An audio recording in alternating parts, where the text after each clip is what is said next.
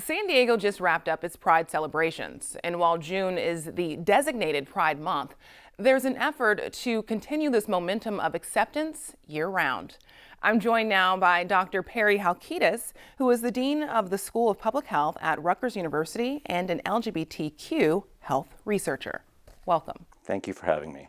So, as you know, June was selected as Pride Month in part to commemorate the Stonewall riots. Can you just briefly tell us about that period of time and the significance? June 28, 1969 was a historic day for LGBTQ people. It is the day in New York City at a bar called the Stonewall Inn in Greenwich Village that LGBTQ people of all races, cultures, sizes, and shapes said to the police, "You're not going to arrest us anymore. You're not going to come in and harass us anymore." And there began a multi-day set of riots where LGBTQ people fought the police and demanded that they have the right to love and live their lives openly. And that is marked as the beginning of the LGBTQ civil rights movement, happening at the same time as the African American civil rights movement is, the women's civil rights movement happening, and it is marked, June is therefore marked as the historic indication of the beginning of LGBTQ pride, and therefore we celebrate Pride in June.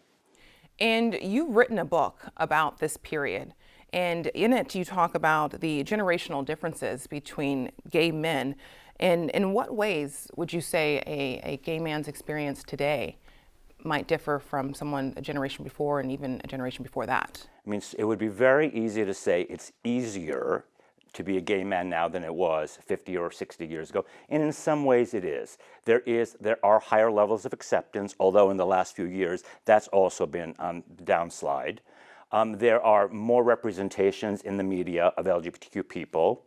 However, the feeling that a young person has when they're 3 or 4 or 5 years old, of feeling different, of feeling othered, is pretty consistent across time. And the messages that we receive from society, that all marginalized people receive from society, including gay men, that they are lesser than, permeates every single generation. So I think the psychological process is similar. What is different is the representation of LGBTQ people in our society at large. You write that pride should be celebrated year-round. Can you explain why that's so important? What I want is a celebration of every person, of every diverse culture, gender, sexual orientation, to fill our history books all year long. Only then do we say, look, America looks like this.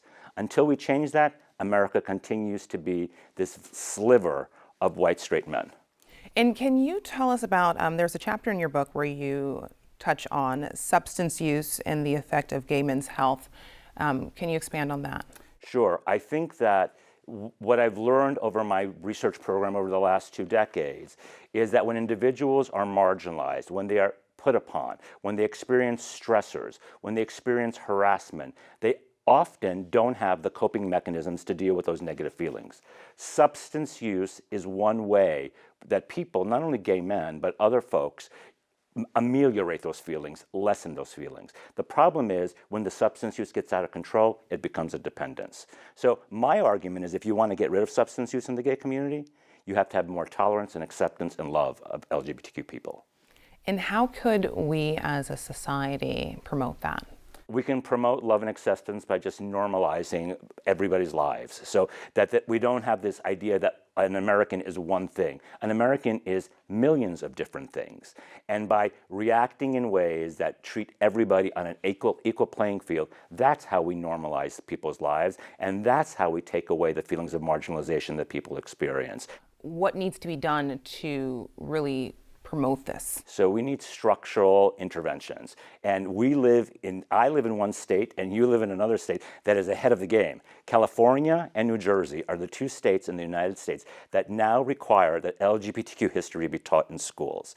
When you start at a very young age, when you include the life experiences of Sylvia Rivera and Harvey Milk and all those LGBTQ leaders in the history books, and you teach young children at a young age, that's how you change a society. And you know, California and New Jersey, God bless these 2 states. They are so ahead of the game. Thank you so much. Thank you.